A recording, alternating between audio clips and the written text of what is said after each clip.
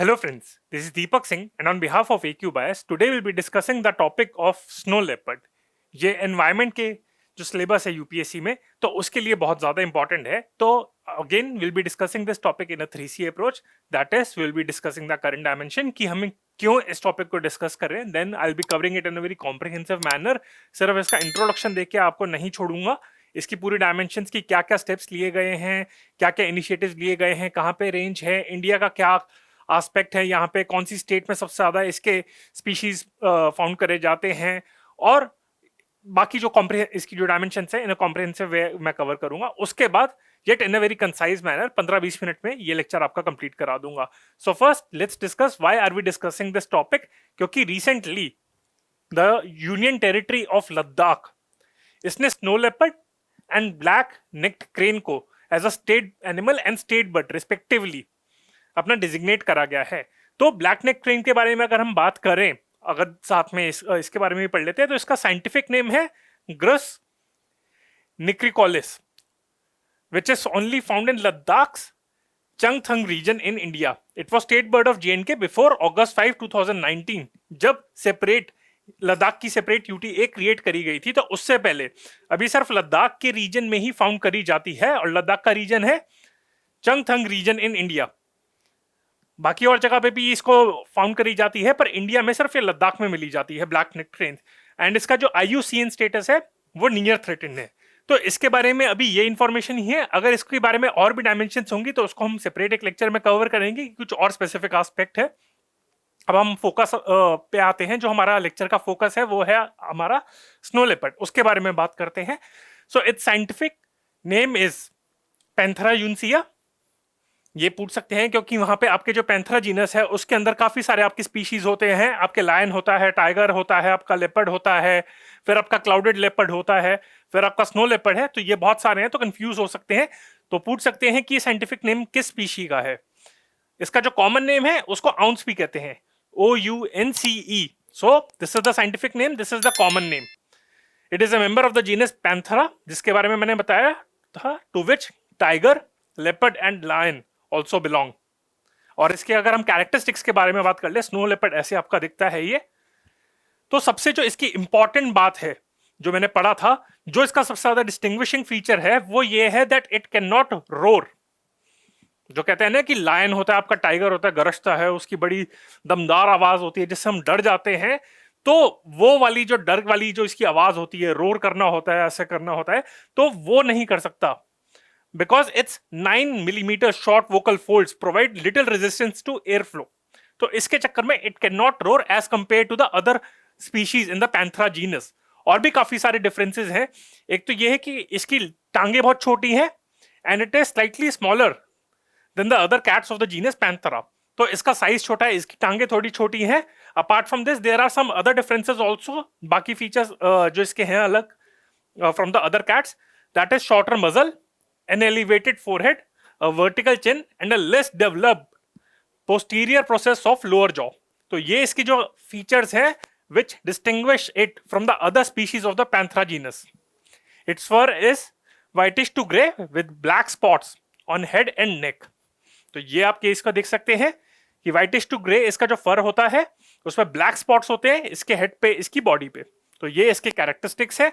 अब हम इसकी रेंज के बारे में बात करते हैं. तो ये इसकी रेंज है इसकी आपकी, यानी कि जो आपकी सेंट्रल हो गया, साउथ एशिया का हो गया, जो आपका हिमालयन रीजन हो गया, वहां पे ये मिला जाता है. तो इसके बारे में हम बात करते हैं.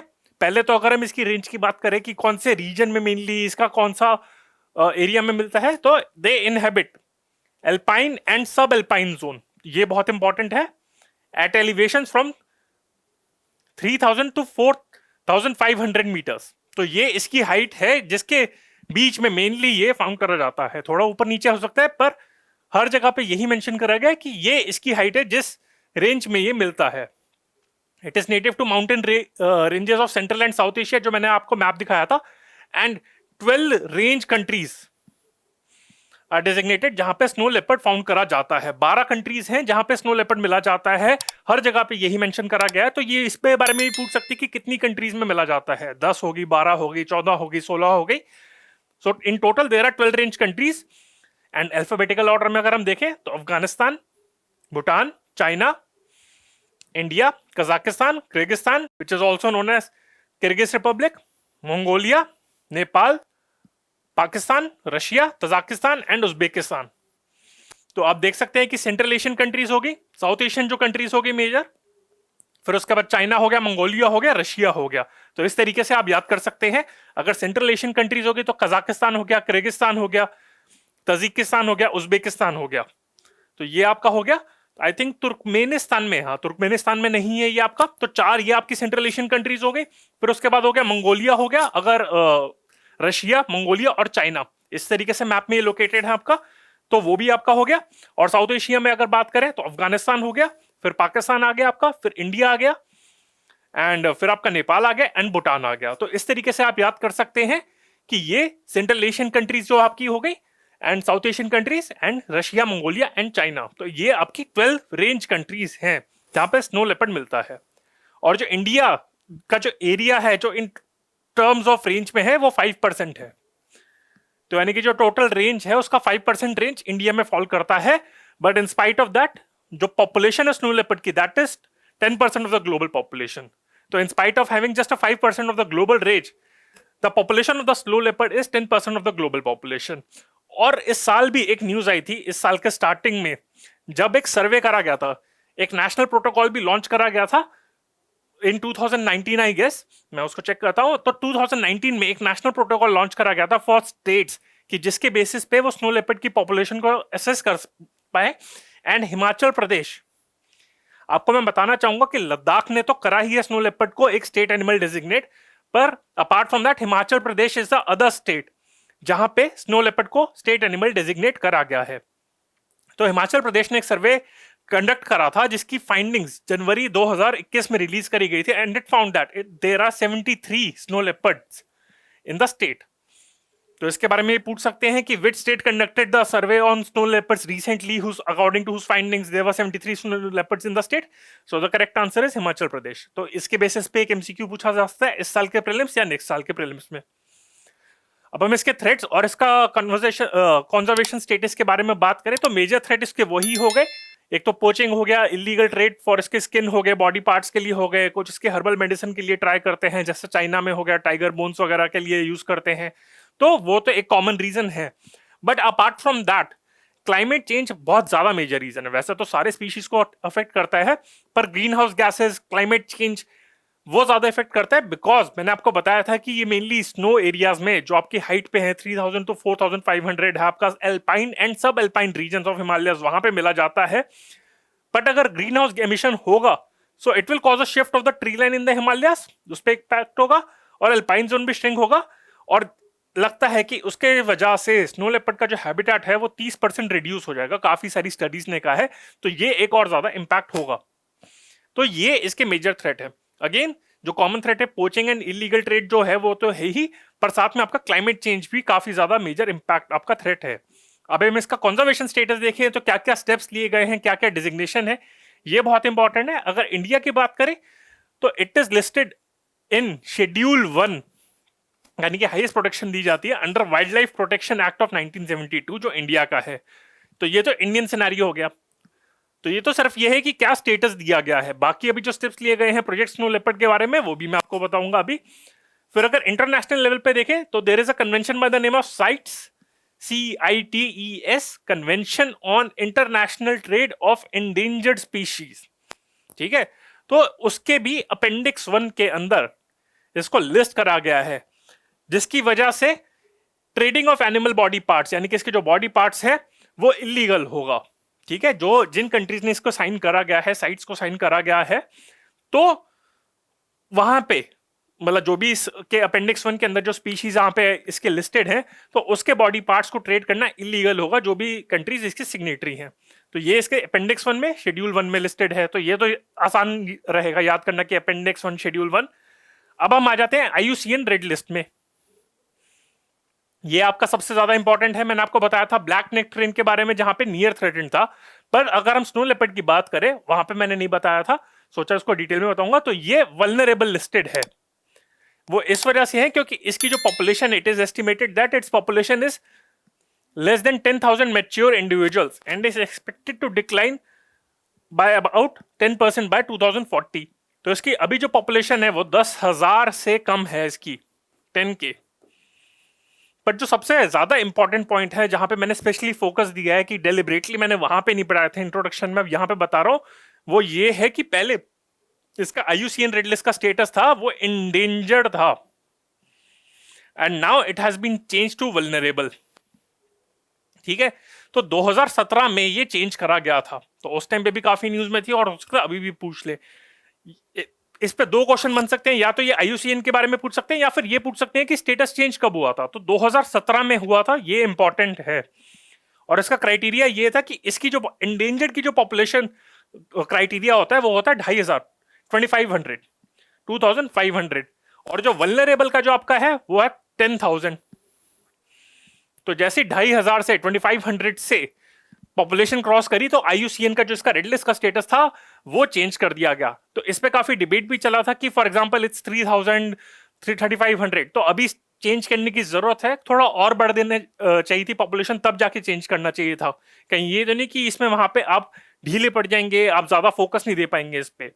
सो ये ध्यान रख लेना कि इंडेंजर्ड का 2,500 है, वल्नरेबल का 10,000 है आपका, and right now it is listed as vulnerable. और इसका जो ईयर है जहां पे इसका स्टेटस चेंज करा गया था वो 2017 में था। अब हम बात करते हैं कि international as well as national level पे क्या क्या स्टेप्स लिए गए हैं। तो जब अक्टूबर का महीना आएगा तो उसमें हम इंटरनेशनल स्नो लेपर्ड डे के बारे में बात करेंगे, and that is celebrated on October 23 हर साल। तो हर साल October 23 को इंटरनेशनल स्नो लेपर्ड डे आपका सेलिब्रेट करा जाता है। एंड वाई ऑन October 23, वो ये पूछ सकते हैं, instead of asking about the date they can ask that what is the reason.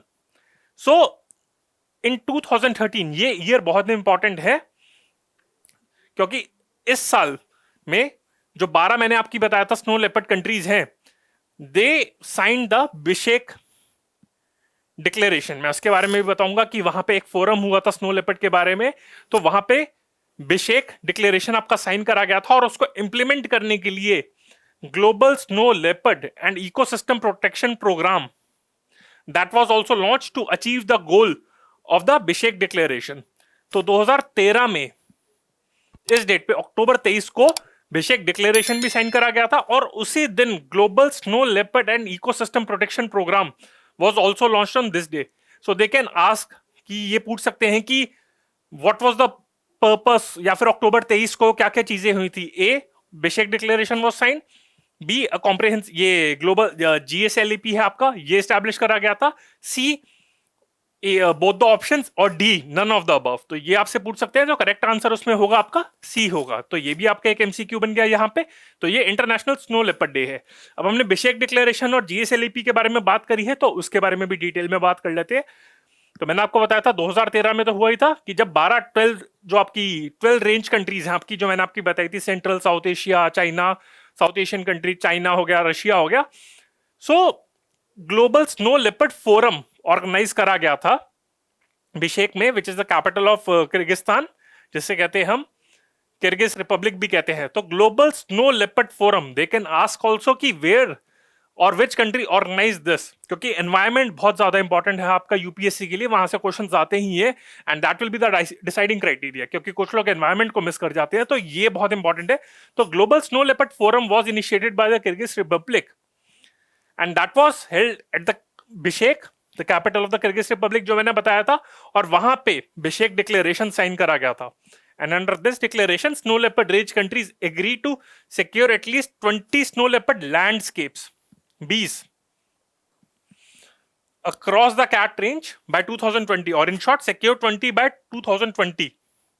तो उन्होंने सोचा कि UPSC एस्पिरेंट्स के लिए ये याद करना बहुत इंपॉर्टेंट होगा, इजी रहेगा।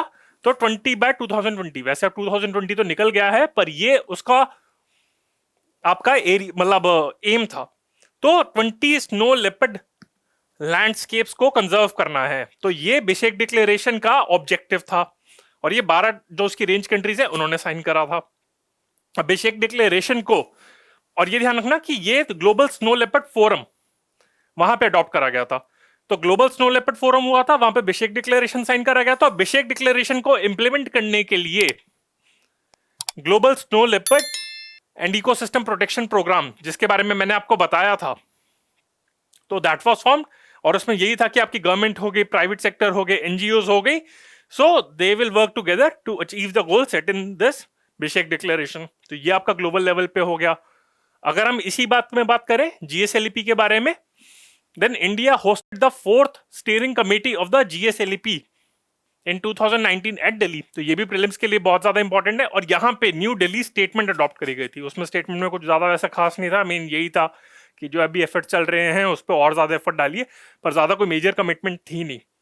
तो ये जीएसएलईपी के बारे में बात हो गया। अभी तक हमने बात करी थी ग्लोबल लेवल पे क्या क्या स्टेप्स लिए गए हैं, अब हम बात करते हैं इंडिया के लेवल पे क्या क्या इनिशिएटिव्स लिए गए हैं।